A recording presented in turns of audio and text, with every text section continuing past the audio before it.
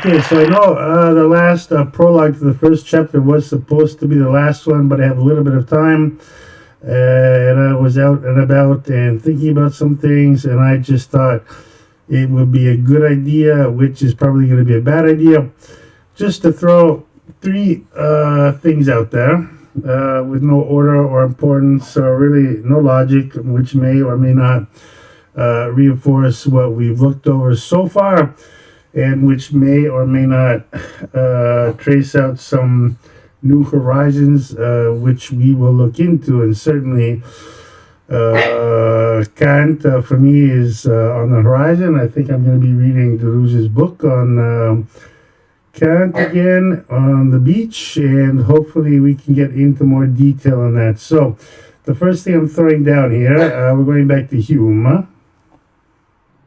And I think this is an interesting point, which we kind of skipped before, but these are very complicated subjects, so we can't get in, obviously, to all the details, because you can write very, very long books on all of this. But going back to Hume, on Deleuze's account, Hume is above all a philosopher of subjectivity. His central concern is to establish the basis upon which the subject is formed. All the well-known arguments about habit, causation, and miracles reveal a more profound question.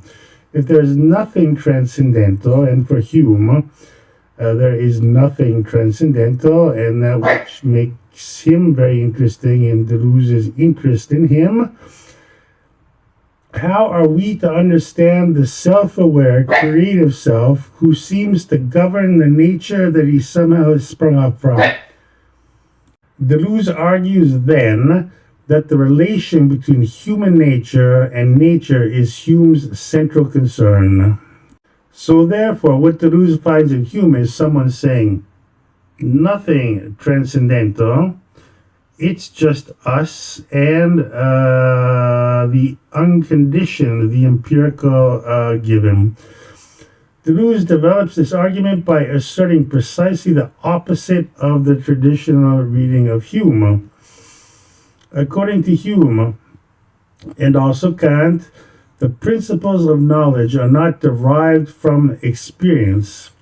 But in the case of Hume, nothing is transcendental, because these principles are simply principles of our nature. Kant proposed transcendental operations of categories, and as we saw before, faculties, in order to make experience possible, criticizing Hume for thinking that we could have unified knowledge of an empirical flux that we only passively receive. On Deleuze's reading, however, Hume did not suppose that there were no unifying processes at work. On the contrary, the difference is that for Hume, these principles are natural. They do not rely upon the postulation of a priori structures of experience. So once again, nothing new, but I think Deleuze was definitely interested in purity, in pure things, in pure immanence, pure empiricism. There are a lot of questions concerning dualities, etc., etc.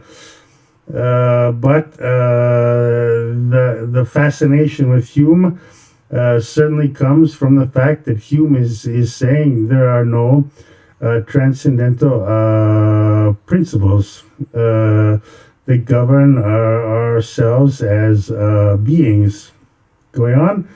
The question of the subject is resolved by Hume, according to Deleuze, by the creation of a number of key concepts: association, belief, and the externality of relations. Association is the principle of nature which operates by establishing a relation between two things. The imagination is affected by this principle to create a new unity or synthesis, which can in turn be used later on to come to conclusions about other ideas that this unity resembles, is closely related to, or seems to cause.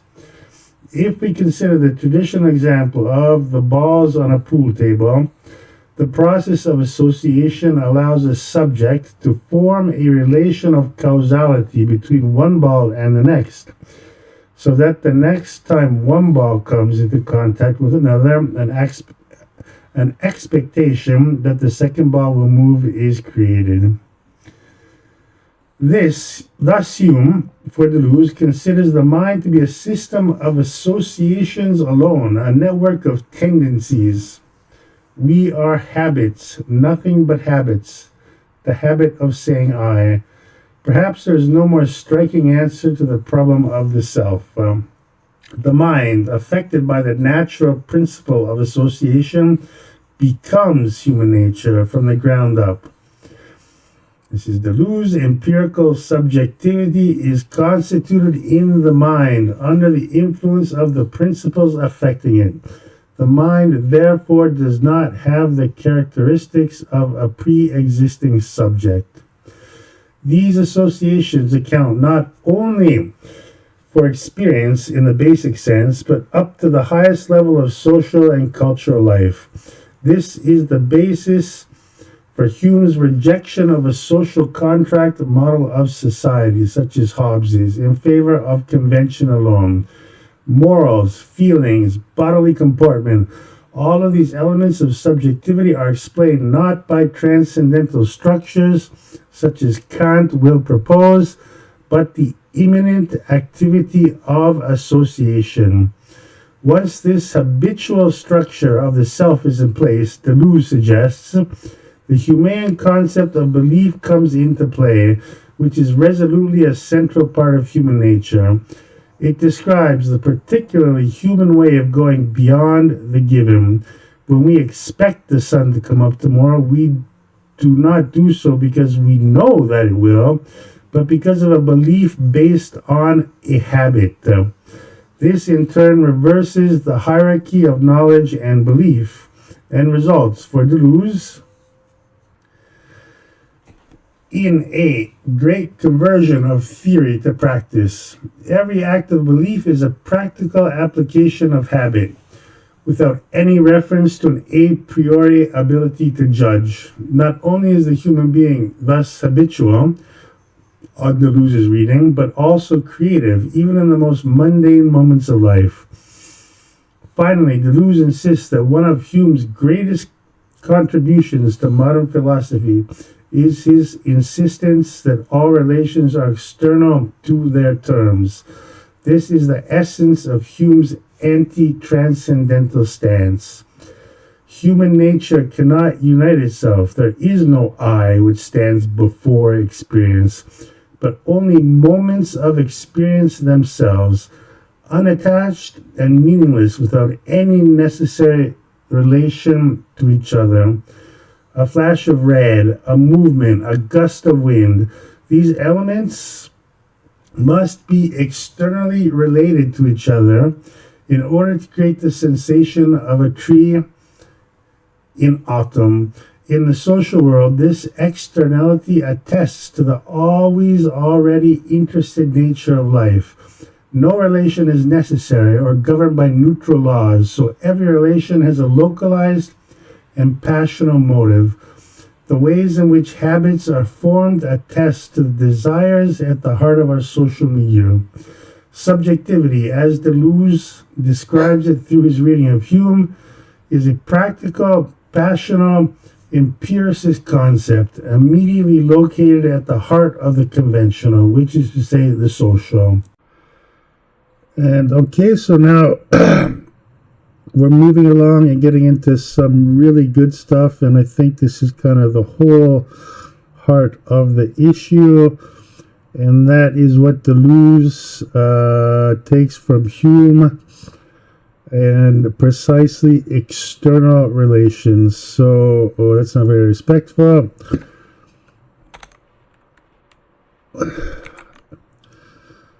So, obviously, this is very, very, very important, and we can already imagine at this early phase so many other things that are going to come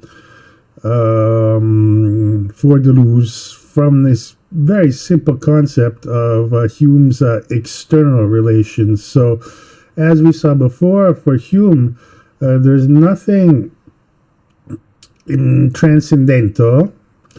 He's very close to being a pure empiricist, and when we are affected or affect the unconditioned, the sensible empirical field, for Hume, what we get is a series of, this is pre-Bergson, so like plates or impressions in our minds of what we perceive and what we are affected by, feelings, emotions, sensations, images. This is all in our minds, in our consciousness, but for Hume, not believing in the transcendental or rejecting the transcendental, Hume is saying that those things are all in there in our consciousness, but they are fundamentally or initially unordered. So the whole question now becomes a question of relations. So if I'm affected by the heat of the sun, image of the sun, I'm sunburnt, pain, the sun gave me a great emotion, the sublime, the sun stimulated a color. Hume is saying that those things, and Deleuze would call those atoms basically, so like for lack of a better word, impressions, plates, packets, quantums, atoms for Deleuze are things that remain in our consciousness but are just swimming there in an unordered way, and at that point it's a question of drawing relations between these atoms. We'll stick to that word. So Hume actually has two types of relations, internal and external relations. And we're just going to add here in capital letters that this exteriority of relations is so very important for understanding Deleuze, because as we will later see, affects, those are exterior relations. Percepts are exterior relations. Becoming or becomings, these are exterior relations which are always in movement. So when Deleuze is talking about becoming woman, he's talking about a relation, man, a relation. He's talking about let's say an object, man, a relation, becoming woman, a human, becoming an animal. Becoming is always the external relation. An adult becoming child, that's always an external relation. Substance becoming imperceptible, exterior relation. So going back to Hume here, let's take a look at the first of the two relations. An internal relation for Hume are relations related to internal ideas which are entirely dependent on their objects. Relations cannot be changed without a change in the objects. And this essentially works through operations of resemblance and identity. So I'm going to read right now and give us a pretty clear example because internal relations are pretty straightforward. Internal relations are relations which depend entirely on the ideas they relate. The relation of resemblance is a paradigm case. If I think of two blue dots, I have thereby thought of two things which are related by the same color relation. So that is an internal relation. Two blue dots which are either identical to one another or resemble one another.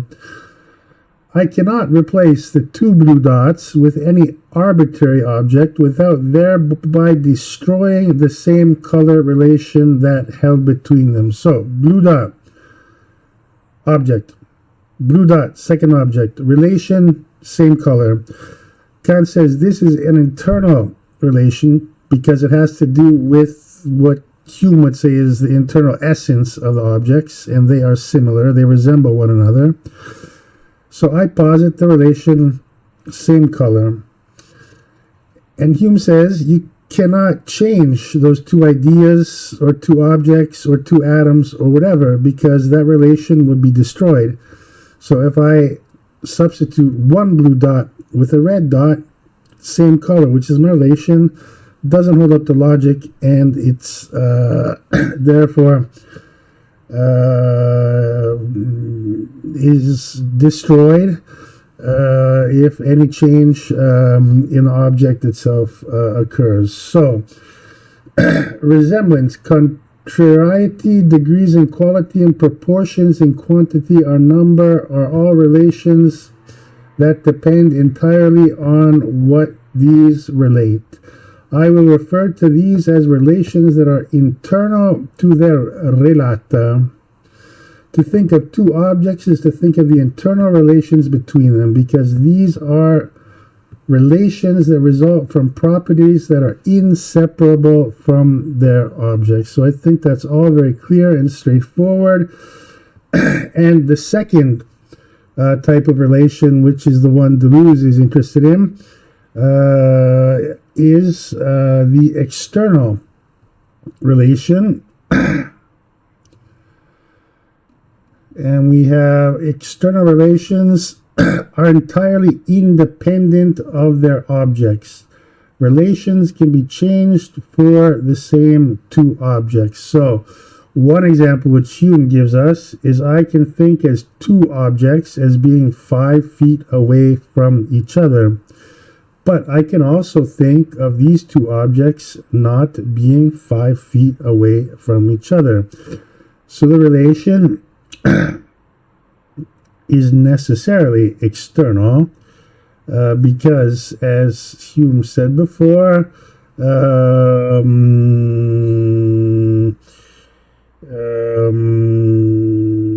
properties that are inseparable from their objects. So external relations are indeed separable from their objects. And going on, there are three other relations: spatio-temporal relations, causal relations, and relations of identity, which Hume says may be changed without any change in the ideas of the objects they relate. Unlike the first class, these relations are entirely independent of their objects. I will refer to these as relations that are external to their relata. To think of two objects is not yet to think of their causal, spatio-temporal, or identity relations, and one can always think of the objects without any particular external relations holding between them. So, another example. What is the relation between plant roots and soil? So we have two objects which do not resemble each other. However, they have a relation, and for Hume, this is an external relation because there's no resemblance or identity between the plant roots and the soil. However, there is a relation which is an external relation, which is the relationship formed between the roots and the soil and the transfer of water and minerals and then the growth of the roots, etc., etc. So that is an example of an external relation. Another example is people in a society forming a society, a polis, a government, or whatever. The relations between people are external to one another. So moving on from here, just to close up this point very quickly, The real empiricist world is thereby laid out for the first time to the fullest. And this is with Hume, or what Deleuze discovers or creates from Hume. It is a world of exteriority, a world in which thought itself exists in a fundamental relationship with the outside, a world in which terms are veritable atoms and relations veritable external passages, a world in which the conjunction and, so when Deleuze is always talking about using the conjunction and, he's talking precisely about external relation, dethrones the interiority of the verb is. So the verb is we can think of as Hume's internal relation. A harlequin world of multicolored patterns and non-totalizable fragments where communication takes place through external relations. Against the whole Kantian or German idealist tradition and its heirs in phenomenology, one sees a realism that is no longer based, and let's take realism with a grain of salt here, that is no longer based on interior thought or categories, faculties in Kant's case, reason, understanding, intuition, sensibility, but exists in the external relations of objects in movement. As Bestige will affirm for Deleuze, the world does not unfold through imitation and reproduction, but through a rigorous dynamic of production, not through identity but disparity. It is as a result of disparities between elements and series, and at every level, physical, biological, psychological, aesthetic, social, and political, etc., that the world is shaped and events take place. Plato's world was defined by copies or representations and posits an image. Deleuze's world defines a world of simulacra and posits the world as a phantasm. For example, in Platonic philosophy, phantasm was objective reality as perceived and distorted by the five senses. Bestige will add, according to this reading of the world, phenomena are not the manifestation of a hidden essence, which they would reveal and conceal at the same time, but the expression or product of a communication between heterogeneous and disparate series, which results in a temporary solution. In such a reading of the world, there is no longer any room for icons or images. The only reality is that of simulacra, that is, phenomena generated through difference. So, I'm going to cut off with Hume right now. I think that was important because on first two episodes, or the first episode and its prologue, which is probably a post-log or addendum, but hey, what can we do? That we missed out on that fact of external relations, which is probably the single most important thing that Deleuze picks up from Hume. So when Deleuze is talking about becoming, that is an external relation which has a reality in itself. It is fully immanent. It will be fully immanent only to itself, and Deleuze would consider that relation itself the real, and the objects as kind of being like temporal shells of the relation itself, of the becoming itself. So obviously we're talking about flux, movement. So if I'm becoming a wolf, one presumes that the further I enter into this becoming, the external relation between myself and the wolf, or the pack of wolves, because, wolves are multiple, let's not forget that. I'm also multiple, so we're two multiplicities with an external relation, which is in a constant state of movement. So I can kind of think is my subjectivity as an excretion or a shell, like a snake shedding its skin, which is constantly happening. As I constantly progress and become more wolf, and I go to the dentist and I shave my teeth up, and I dye my eyes red, and I stretch my ears. The more, obviously, that's completely incorrect, because that would be not a true becoming for Deleuze. That would be something of identity and resemblance. I'm not supposed to look like a wolf, but if I'm affected by a wolf in some way or another, that external relation would progress through time, and I will become more wolf-like on a non-representational, in a non-representational way as possible. So, finished right now with Hume, and let's move on very quickly, just a few other quick points. Okay, so that was the first of three parts, and we wanted to get to that very fundamental issue of external relations, and how that is just so central to Deleuze's conception of philosophy. I believe we got that done, and the second part I wanted to pass over once again.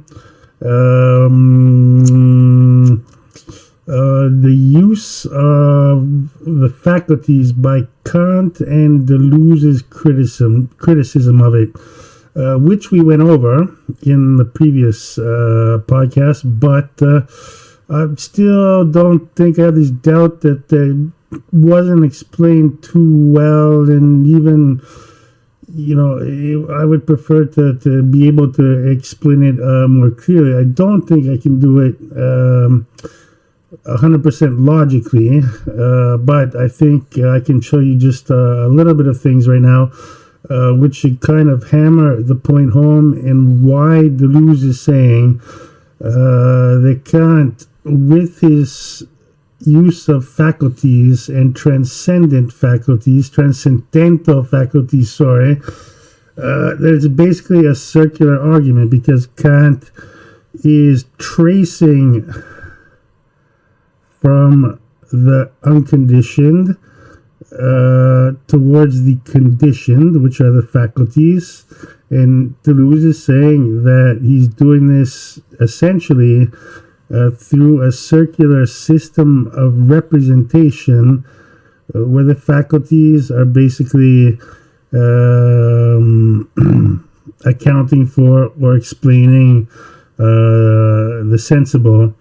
And for Deleuze, this is obviously highly problematic, because once you start from abstracting a representation from the real, and then you begin explaining that representation, because for Kant, the sensible in itself, you extract, let's call it an impression, and this is a lower form of knowledge, because in itself your impression really doesn't mean anything, so it has to be passed on to the transcendental, not transcendent, faculties, which will apply knowledge, reason, understanding, sensibility to these impressions, and therefore affect the sensible and order the sensible.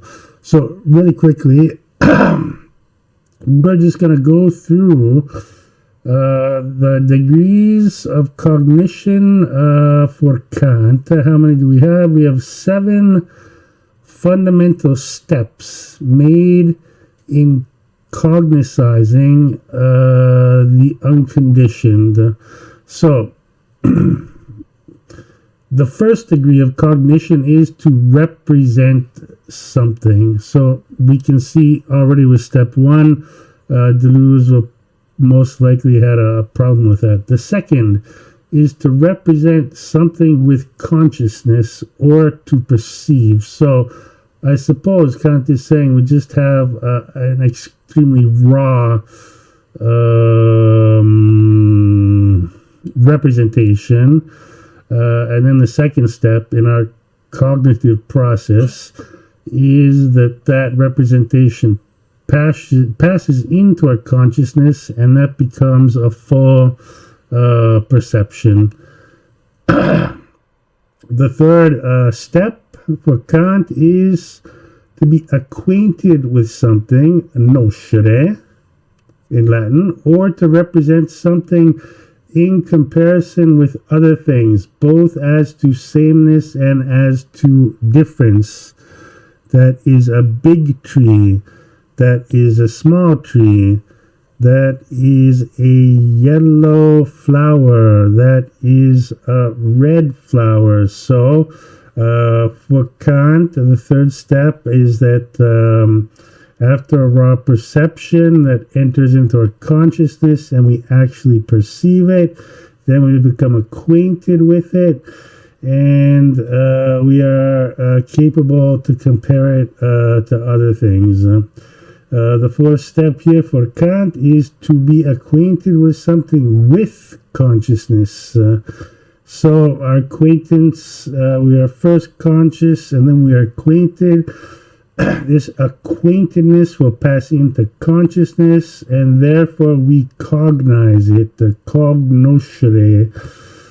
Animals are acquainted with objects too, but they do not cognize them. So then after kind of raw impressions and our acquaintance where we differentiate things as animals do, we have a special faculty which they don't, and we begin to cognize it, meaning we pass it into our consciousness, which is unique to human beings according to Kant. The fifth step is to understand something, intelligere. For example, to cognize something through the understanding by means of concepts, or to conceive. So maybe up until now, I've got a raw impression of this object which is green and yellow, and not sure what it is. But then I have a perception of it. So let's say I create a kind of image or a mental image. So I'm perceiving this thing. And once I perceive that, I'm acquainted with it. So I can represent something in comparison. So that green and yellow thing I saw is different from that gray thing I saw, or it's different from that black thing with wheels which I saw. And so from here, we can cognize that, simply meaning we are going to pass that perception, which we can differentiate from other perceptions, into our consciousness, and then we will understand it by means of a concept. One can conceive much, although one cannot comprehend it. For example, a perpetuum mobile whose impossibility is shown in mechanics. So we can conceive of things which are both real, but we also imaginary. I can't, according to my example, that yellow and green thing I saw was a blossomed dandelion. That gray thing, I an impression, and then a perception, and then an acquaintance passed into my consciousness. That was a concrete building. That black thing with wheels was a new Audi sports car, and and so this becomes cognized and categorized by a concept. Concept, dandelion. Concept, gray building. Concept, Audi sports car. Okay, there we go. We can also have concepts of submarine Audi sports cars capable of going down 3 miles underwater, but that is imaginary. That is not real, but we can conceive of that. We can create a concept for that. So the sixth operation is to cognize something through reason. And this is where reason will intervene on the possible, the imaginary, the real, etc., or to have insight in it. So, with reason brings insight into it, which is perspicere, or perspicere. I have to check up on my Latin consonant pronunciation. With few things do we get this far, and our cognitions become fewer and fewer in number, the more that we seek to perfect them as to content. So, after we have a concept, the real question is how much insight do we have into that? So, I've made impressions, I've cognized it, it's in my consciousness. I've got concepts for it, and there's a dandelion, a concrete wall, and an Audi car. But how much insight do I really have into those three things I perceived? What do I know about an Audi car? What do I know about its motor? What do I know about its metal alloy that it's using? What do I know about the cellular processes which are actually happening in a dandelion? A biologist would know much more than me, so insight is obviously going to be variable according to how far we can take our cognitions and how much insight we can have into any given thing. And the final, seventh, is to comprehend something, comprehendere. For example, to cognize something through reason or a priori to the degree that is sufficient for our purpose. Okay, so reading through those 7 steps, we can safely state that what unites these different degrees of cognition with Kant is that they're all cases of cognition in the broadest sense, based on representing something. So Kant starts with the unconditional and the faculty, and the first step is a representation and a perception based on a representation, and then we go through all of our various steps, and the faculties basically have to represent what has been grasped and then perceived from the sensible. So obviously with Deleuze, this is a pragmatic perspective from which Deleuze never deviated. Philosophy aims not at stating the conditions of knowledge qua representation, but at finding and fostering the conditions of creative production. So just quickly, at least the best definition, simple definition, a dictionary style representation I just dug up, and it's in French. So representation, strictly defined, means fait de rendre sensible un objet, une chose abstraite au moyen d'une image, d'un signe, etc. Image, signe qui représente, meaning representation is the act of making sensible an object or an abstract thing through the means of an image, a sign, etc. An image or sign which represents.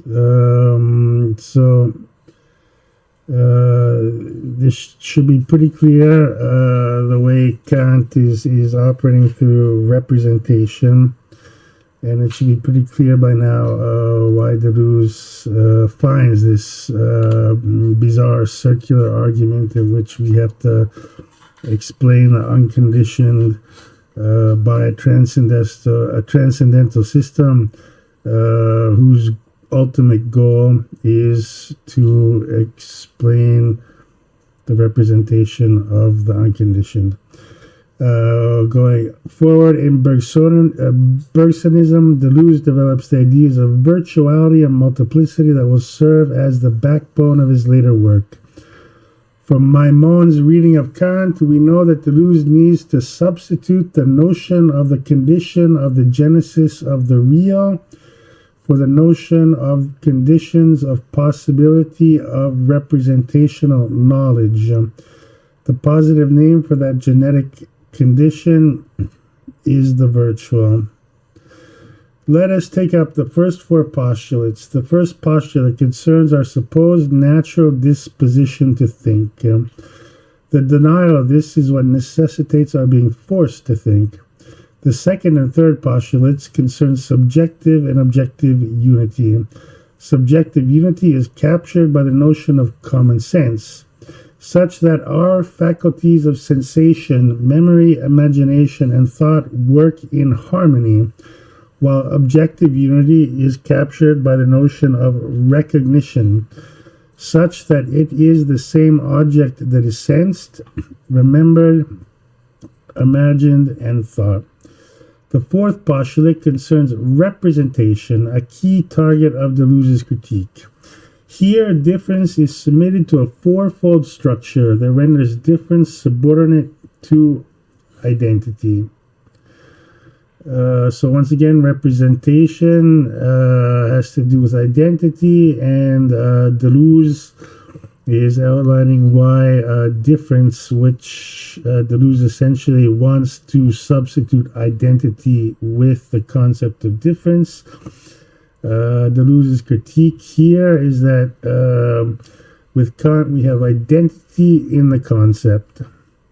We have the opposition of predicates, analogy in judgment, and resemblance in perception.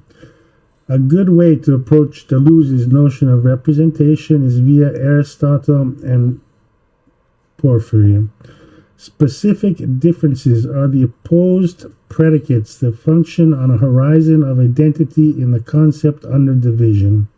Thus, animal is the genus that is divided into rational and irrational, as specific differences that enable the isolation of the species human. Then we find that the difference between individuals of the same species is infraconceptual and can only be made via the perception of resemblances. Theaetetus looks like Socrates, but not so much that they cannot be distinguished. Finally, the relation of substance to the other categories is analogical, such that being is said in many ways, but with substance as the primary way in which it is said. So getting into a little bit more in detail onto some of those points. This is, wow, awesome job. Yep. Deleuze's critique of Kant's fixation with representation, which he's broken down into three fundamental problematics. Number one, analogy is the comparison of the difference between two things based on categories such as genus or genre. Difference is knowable in Aristotle only by what it divides into such categories, although this difference ultimately serves as a relation between things based on these categories. Here, the transcendental illusion pertains to being. Difference is subordinated to judgment, and everything is a this or that based on categories. So that should be pretty clear, and I think this will come initially from Socrates, but we have to create concepts based on a negative use of difference, meaning a mammal is different from a reptile. Therefore, concept mammal concept reptile. No, a man is different from animals, so we go up a level. A man is different in blah blah blah in these certain ways, and therefore we have two concepts which differentiate man and animal. And this is something which also Spinoza gets into. He will actually question this Socratic method of using difference. Not Spinoza, I don't believe, was specifically using the term difference, but Spinoza was saying that all creatures or living creatures or objects should be divided not on difference conceived of as lack, because obviously we're going from man down to simple insects and rocks, but Spinoza proposed a system where we conceptualize certain groups according to what they can do. And I think Deleuze will later give some specific examples how Spinoza is saying, look, there are some horses that are technically horses, but they behave more like cows, and cows that behave more like horses. So Spinoza is already questioning this basic concept of dividing by difference. And this is called analogy. And then we move on to resemblance. Seeks to find similarities between things that seem to minimize difference. For example, this is not written down here. Leibniz could be said to treat difference with resemblance when he claims that the difference was created or chosen by God to create maximum compatibility and harmony in the universe. Difference, understood as compatibility, is not so much difference at all, but the very manifestation of totality. Here the illusion pertains to sensibility. The subordination of difference to resemblance is often referred to by Deleuze as good sense. So the reference here, the example, resemblance seeks to minimize difference, and this should be very obvious and clear. No two flowers are alike, but in resemblance, no two dandelions are alike. But when we go to resemblance, we're going to abstract and say that it's the similarities which count much more than the differences. And so I believe this was Leibniz's theory of the best world possible, which he was later ridiculed for, and Deleuze picked back up in the fold in a unique way. And the essential idea for Leibniz was that events occur, and God's job, more or less, was to differentially try and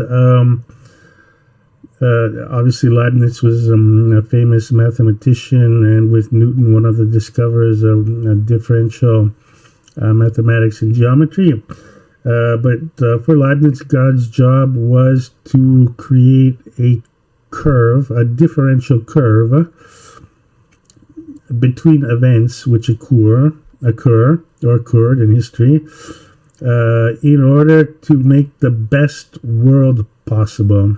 So for Leibniz, God, is just doing his best to make sure that, despite all the cruelty and bad things the man can do, is doing his best to make differential relations and curves between various events in order to guarantee that the world is as perfect as it can be, and obviously not be perfect. So I think the examples were Caesar crosses the Rubicon, and then Jesus Christ is crucified, and what God has to do here is probably not an easy job, is to trace out between these two events a whole set of differential relations in order to guarantee, the best world possible, the best world for not only the human race, but everything in existence. So the third part of the critique is opposition. So the 3 points are analogy, resemblance, and opposition. Finally, opposition contrasts identities with each other. And here we go to Hegel, one of Deleuze's true enemies. Hegel claims to find difference, or contradiction as he calls it, at the foundation of Genesis, but this still assumes a beginning with two static identities in an antagonistic relation. The illusion here pertains to ideas. Difference is subordinated to a false image of itself as the negative, the limit, and as the opposition. So we really don't want to get into Hegel right now, because that's kind of we want to keep things simple right now. Hegel is kind of a sticky issue, but in Hegel's theory of contradiction, as critiqued by Deleuze, I mean, you have two representations or two static identities which go into opposition, one with another: capitalism, communism, abstract capital, abstract labor, that are apparently opposing powers, and the contradiction is somehow synthesized into a new entity which synthesizes the contradiction and creates a new thing. But once again, Deleuze is saying, difference here is just subordinated to being, a negative thing. The difference between, if there's a contradiction, it means two things are different, And Deleuze is saying, in Hegel's interpretation, Hegel's saying you have two things which are contradictory. Therefore, there is a negative difference which must be overcome with a positive synthesis. So you slam these two things together and you synthesize them, and something new is created. But once again, Deleuze was saying, this is a false image of difference in itself. So just to close that part up, we have philosophical representation can mediate difference but cannot capture it. Representation can contain difference but cannot capture it or represent it, because representation is static and difference is ever flowing, even when contained in one point. And now getting on to the last part of our analysis of Kant and Deleuze. Here I'm referring to a book by Dickerson, which I think is called Kant is a Representationalist, or Representationalism and Kant. And what we have here is Kant's transcendental deduction of the categories in the Critique of Pure Reason justifies the objective validity of those fundamental a priori concepts. A priori meaning obviously beyond experience. Dickerson offers a novel exegesis of the Critique's second edition version of the deduction, the clearest development of Kant's reasoning. Dickerson's work should interest everyone concerned with the details of this, the central argument of the critical philosophy. For Dickerson, Kant is a representationalist. Representations are the immediate objects of our awareness.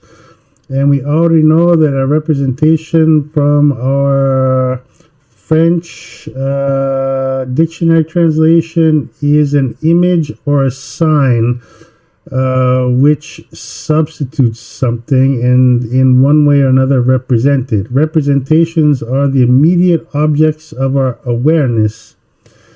However, we cognize objects like trees neither by inferring those objects as the causes of representation, nor by constructing them out of representations. Rather, via what Kant calls apperception, we are made aware of the object cognized in the representation. And there's a really good example here, which I wanted to share with you, which starts right here. Just as we see a face in the lines of a picture, that object is distinct from the matter of the representation, just as the face is distinct from the lines themselves. Moreover, the lines do not determine their own interpretation. We must apply a rule of projection in order to grasp them as representing the face. So, let's talk about Picasso, who throws up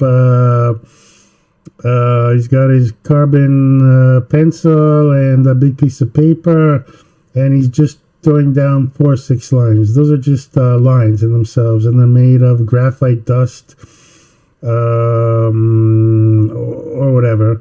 And he's doing a portrait, let's say. The object is distinct from the matter of representation, and the face is distinct from the lines themselves. So it's just a bunch of lines. Hey, if we recognize or cognize a face coming out of that bunch of lines, there must be a rule of projection which allows us to cognize that bunch of lines as a face. So I think this is probably the best example of what Deleuze is criticizing as a kind of circular argument, meaning that, okay, there's a bunch of lines, it's a face, but Kant is saying, look, in the unconditioned, that's just a bunch of lines, so we have to have a faculty that explains why we see a face out of those bunch of lines. But I think here you can see the circularness of the argument, because what you're doing is saying that our faculties of cognition are essentially means of representation or of creating in our consciousness a priori concepts of knowledge and ideas which resemble already the representation of the unconditioned.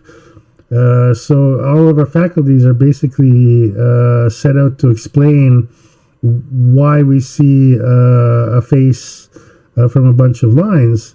But you know, for Deleuze, this is kind of it's, as I've said 1,000 times, probably too much. It's circular. Why should the faculties have to explain a representation?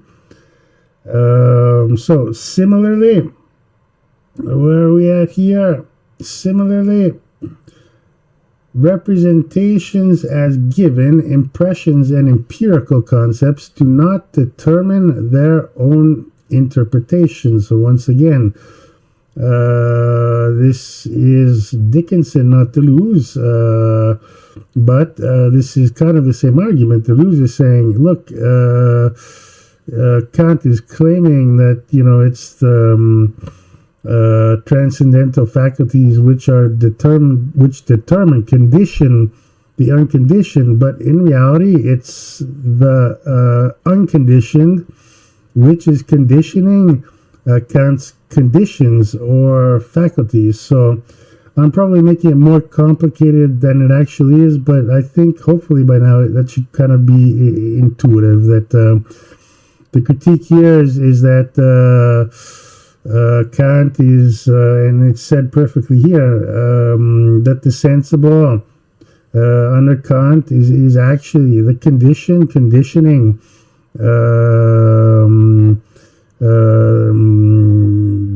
the conditioned.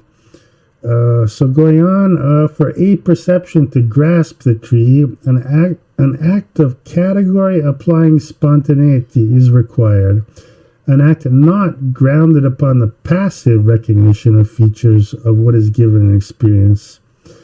This act is in synthesis. In it, we apply a category-governed rule of projection and grasp the manifold as representing the tree. This application imposes an interpretation on our experience that our given experience does not ground. However, imposing this interpretation appears incompatible with the objectivity of cognition. The interpretation could be a fantasy, and even if we in fact use categories to interpret experience, what justifies that use as objective? Hence, the deduction's basic aim to demonstrate that and how our categorial interpretation of experience can be not only spontaneous but also objective. To meet this objective, the deduction analyzes the concept of cognizing an object. It shows that given that we cognize an object in a representation, category application is required to interpret that representation. Moreover, that application is objective, for it is grounded only upon essential facts about the cognizing mind, in such a way that any possible cognizing mind would synthesize given intuitions in the same way. Thus, objectivity is reconciled with spontaneity. So, for Kant, this, which we've mentioned before, is something universal and guarantees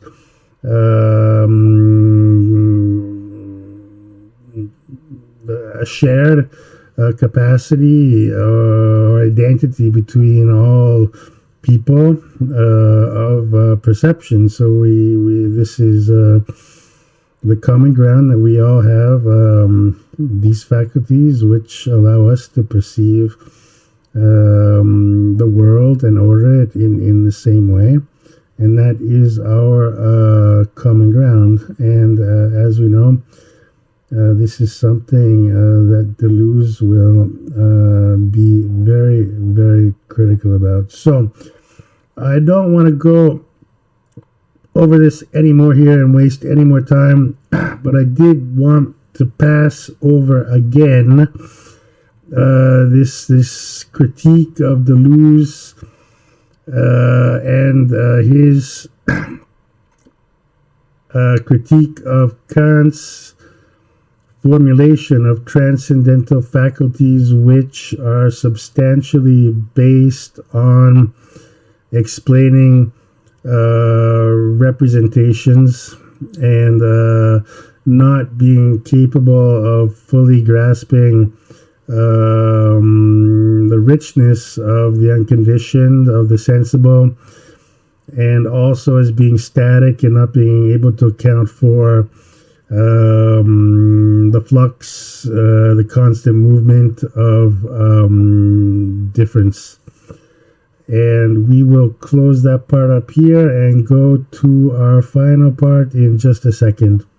And so we're going to close this up with the third part, which is something kind of simple and stupid and not really intended to be too connected to anything, but it's something which I came across the other day just by chance, and that was Donald Rumsfeld's famous speech regarding the war in Iraq in 2003 about known unknowns, unknown unknowns, known unknowns, etc., which is probably the last interesting thing I've heard from a politician, at least in a long time. So I'm gonna get into this final chapter. We'll call it Donnie. And I don't know, I was up for a walk, I was thinking about this, and I just still find the thing completely odd. And at the time, there were a lot of attempts when Deleuze was very fashionable to try and to translate this into actual like a Deleuzian discourse, no? Which would be very odd. I don't know if Rumsfeld, I doubt he wrote what he was saying. That would be very unlikely. But on the other hand, he kind of seemed like a guy that wakes up at 8 a.m. and downs a couple of shots of whiskey before, he goes out there gunslinging. So anything is possible. And the first part we're going to look at is actually going to be in French. And I would advise to a lot of people who are like sincerely very interested in Deleuze, into looking a little bit into Deleuze's writings in French, just even translating some stuff. I mean, I'm sure with Chat GPT, these things are going to become more and more emergent, and more and more tools that we can use. And also, one of my problems with the English translation of Anti-Oedipus is a problem with Masumi. I think it's Brian Masumi, who I believe very quickly did a translation, and kudos to him. I'm sure he worked very hard on that, but he missed, especially in the opening, the first few pages, this heavily nuanced aspect, which maybe you can only pick up in French, where Deleuze and Guattari were going very, very heavy on literature and references to French literature. And, they were intentionally trying to do, and this is the 60s, so kind of a pop book at the same time as a serious philosophy book, but it's just so rich in literary references, the first two pages, and Masumi completely misses that and does kind of a very dry translation. I guess he kind of intuited that, they were trying to do something pretty radical, so Brian Masumi's like, we shit and we fuck, and, using the slang and street language, convinced that, that was a good translation because, I don't know, that was rebellious language or whatever, but hopefully there will be or are other translations which are more sensitive to the nuances of the French language. If I watch a good film from Hollywood, if it's translated to French, I miss all of the nuances, and vice versa. All languages have a kind of richness, and to defend Masumi, it's very difficult and capture that and send it to another language. But I would recommend to all to dip a little bit into French, a phrase here, maybe the first page of Anti-Oedipus, and look at some words. So in that sense, before we read this thing I came across about Donald Rumsfeld a long, long time ago,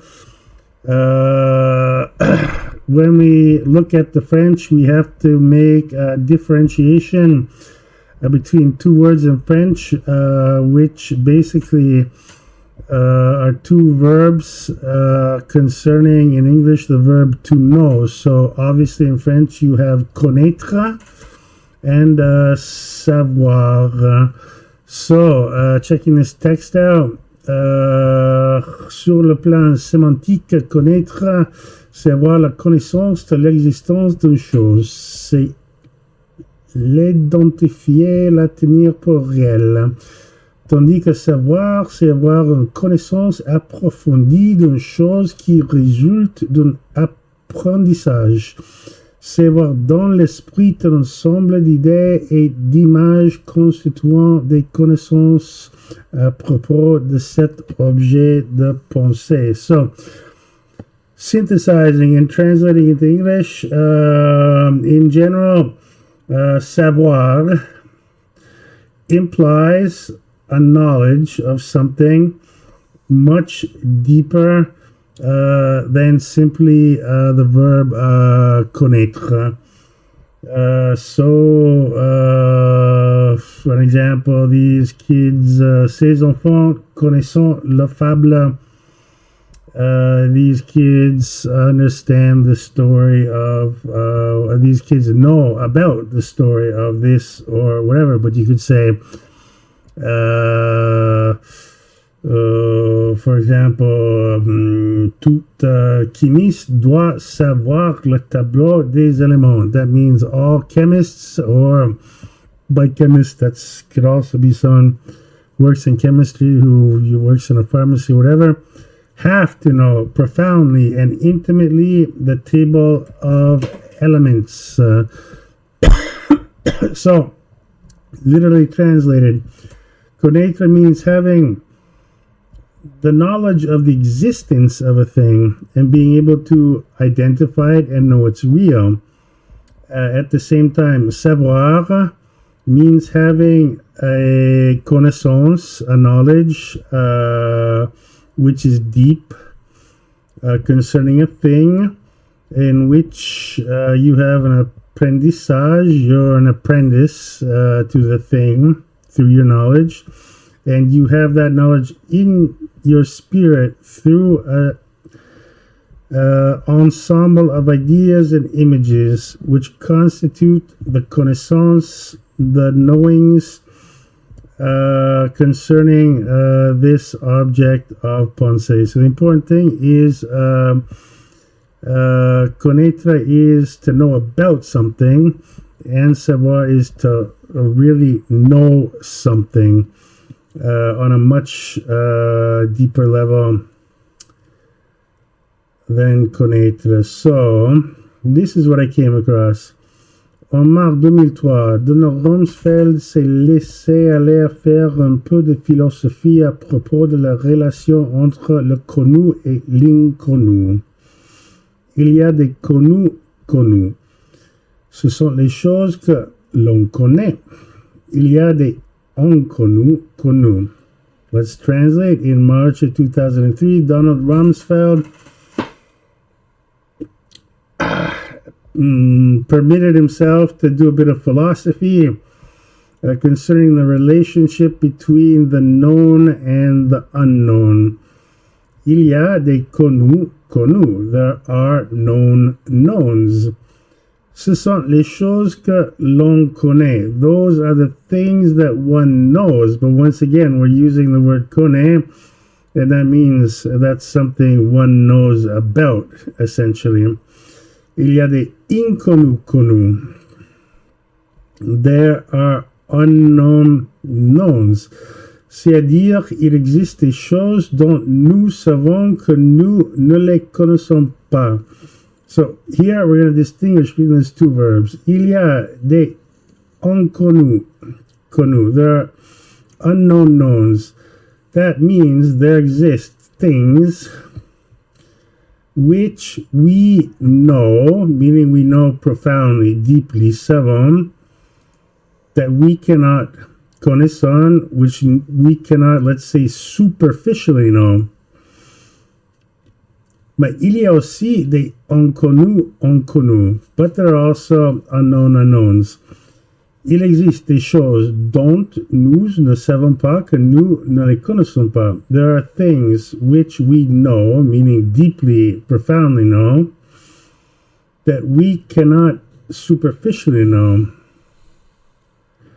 Ce qu'il a oublié, c'est le quatrième terme crucial. Okay, so here ends the quote from Rumsfeld, and this is the commentary on the article. That which is forgotten here is the fourth crucial term, les connus inconnus, the known unknowns, les choses dont nous ne savons pas que nous les connaissons. The things which we do not know deeply, that we superficially know. Ce qui est précisément l'inconscient freudien. So, our French commentator here is saying that Donald Trump was missing a fourth thing, which are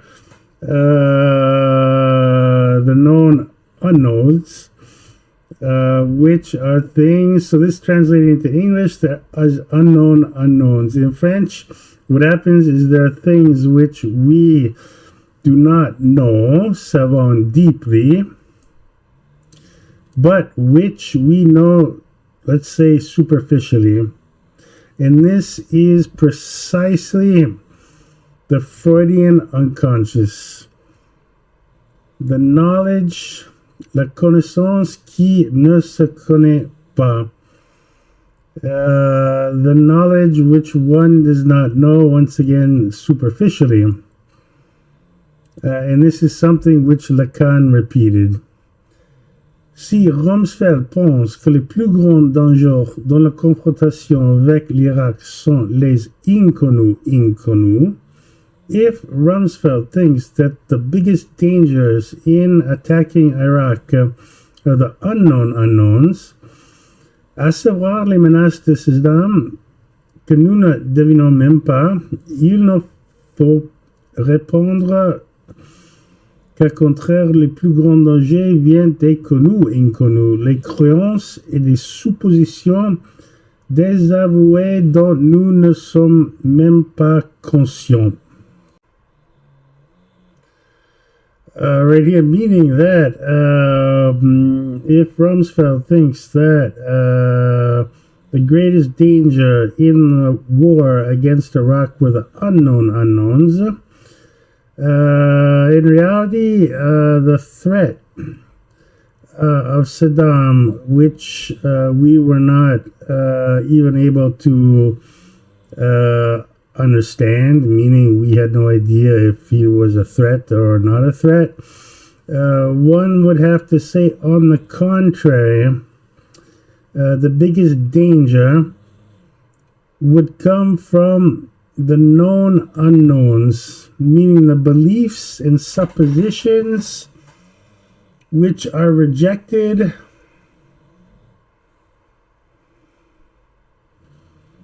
when we are not in a state of consciousness.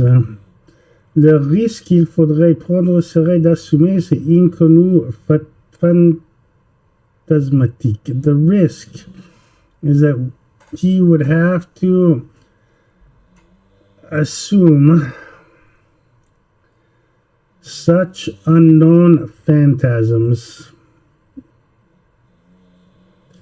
Dans une nouvelle de Somerset Maugham des années 1919, son anglais, la quarantaine et travaillant depuis des décennies à Shanghai, finit par gagner suffisamment d'argent pour réaliser le rêve qui l'a soutenu toutes ces années. Aller vivre à Londres, vie confortable de célébrité. Translating.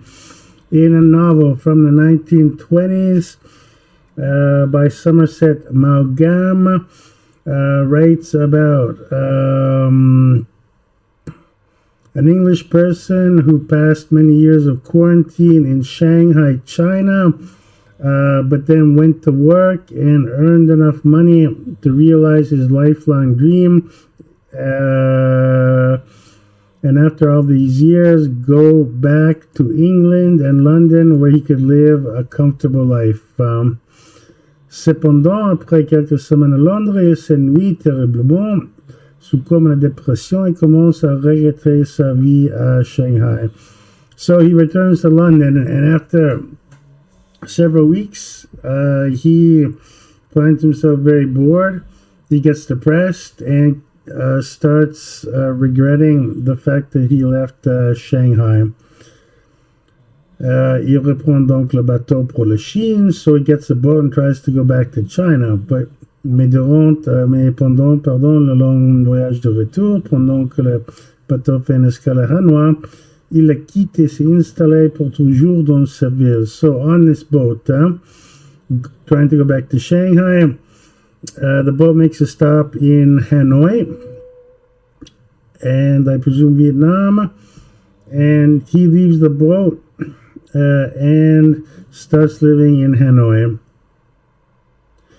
Déçu par le rêve de toute une vie, il sait qu'il doit à tout prix éviter une autre expérience de même genre et décide par conséquent de rester à jamais près de la Chine, pour rêver toujours de la belle vie qu'il aurait pu mener à Shanghai. Meaning, being deceived by dream his entire life, that of turning back to his native England, he decides that he has to avoid at all costs living the same delusion again, and decides he will never return to China, so that he can live in Hanoi and the rest of his life he can always remember in happiness the wonderful life that he could have lived in Shanghai.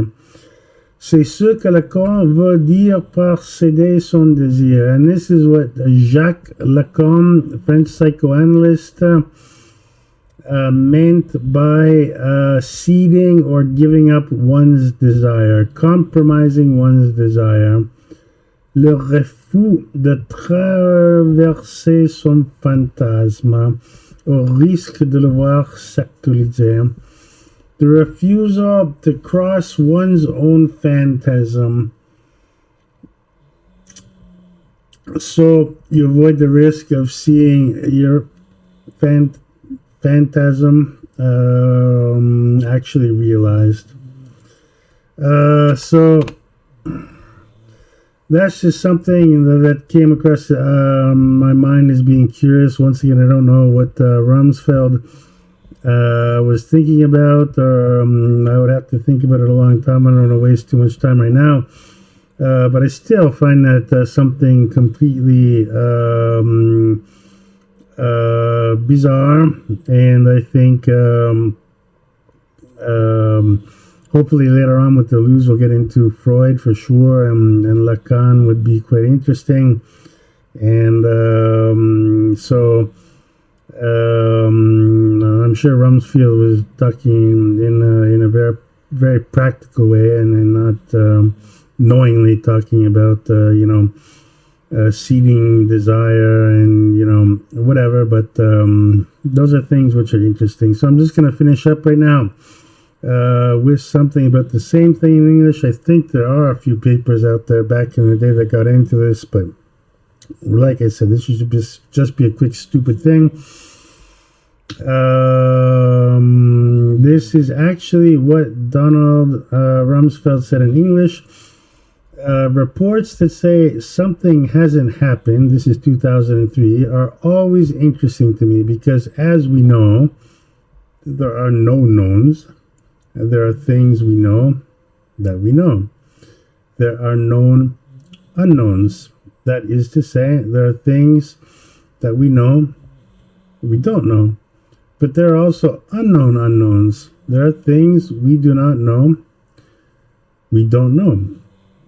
So this is extracted from some poor soul that tried to make an attempt to basically bring this into the Deleuzian system of the virtual, the possible, and the actual.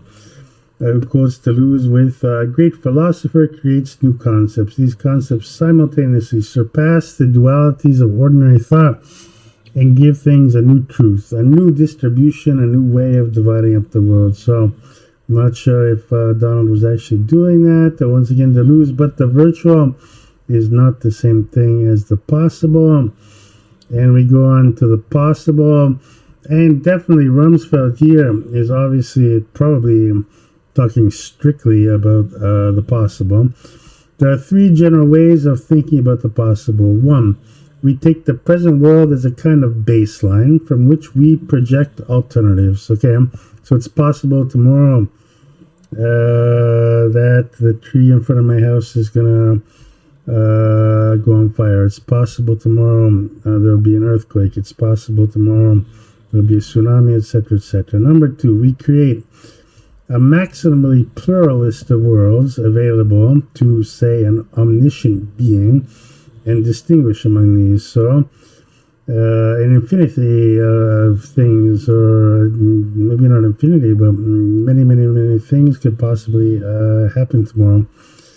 And so an omniscient being would be able to determine the most possible out of these this quasi-infinity of possibilities. 3, we treat the possible as a species of quantitative probability, ranging from impossible, 0 probability, to necessity, probability 1, and lots of permutations of these 3. So that would be like tomorrow. It's possible that the grass will be green, so I'm going to give that a very high ranking of probability, and for maybe necessity, if I say tomorrow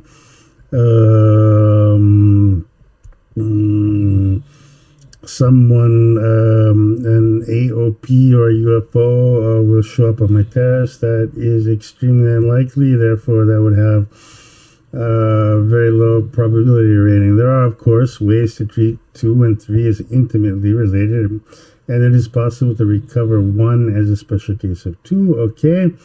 Now, Rumsfeldian unknown unknowns do not contradict any of the 3 approaches to probability sketched above. Even so, none of these 3 approaches is especially useful to help us think about unknown unknowns. For practice, it's our imaginations and the features of our formal machinery that constrain what enters the list of the metaphysically logically possible. Logical analysis may be useful to make transparent hidden assumptions about the possible. It will not reveal an unknown unknown. A genuine epistemic or metaphysical uncertainty is hard to model in it. For all 3 ways of thinking about the possible have a kind of this world bias built into it. To say this informally, while it's easy to prove the existence of God in some modal logics, it's actually pretty hard, despite the presence of monsters, to get really crazy. That is, the possible always has some resemblance to the virtual and the actual. So what the sense, without getting into it anymore, this English article is saying that the unknown could be interpreted as being Deleuze's virtual, which is a curious proposal, but we have to keep in mind that Deleuze makes a very harsh, very net distinction between the possible and the virtual. So in this case, we have 3 simple cases of the deduction of the possible from the actual, the unconditioned, the sensible. On the other hand, Deleuze's virtual or transcendental field does not obey these laws, and unknowns, I doubt it has any kind of deep meaning, but in some kind of sense it could be applicable. Meanwhile, the French have a very different interpretation of this in this article, and what they're essentially saying is that where do we go there? The connu inconnu. The biggest danger is the known unknowns, meaning the beliefs and suppositions that we reject when we are not conscient, or meaning the subconscious beliefs and suppositions. So the subconscious, we can call them passive syntheses, according to Hume's vocabulary. The big danger comes from these known unknowns. So we know about the subconscious, but the subconscious is still kind of a wilderness to us. No, it's a territory kind of a wild territory of desires and needs and representations, which are all in movement. And the French article is saying that this is the real risk, and this is actually quite Freudian, and also in a certain sense Lacanian. So I have to think about that a little bit, and I don't want to put too much into it, because I think Donald Rumsfeld in the end was only interested about all of the stocks and millions he surely brought into his bank account for the massacre of God knows however many human souls, etc., etc. So definitely not a person to be praised. But on the other hand, the interest comes from the fact that it seems like something out of Dr. Strangelove. Definitely kind of a bizarre kind of statement to make, which may be applicable to U.S. NATO foreign policy or not. But once again, I'm just throwing this stuff out. I have to get out of here. I've wasted so much of your time once again. I hope some of this stuff is useful to you. Have a great vacation, and we are out. Take care, people. Bye-bye.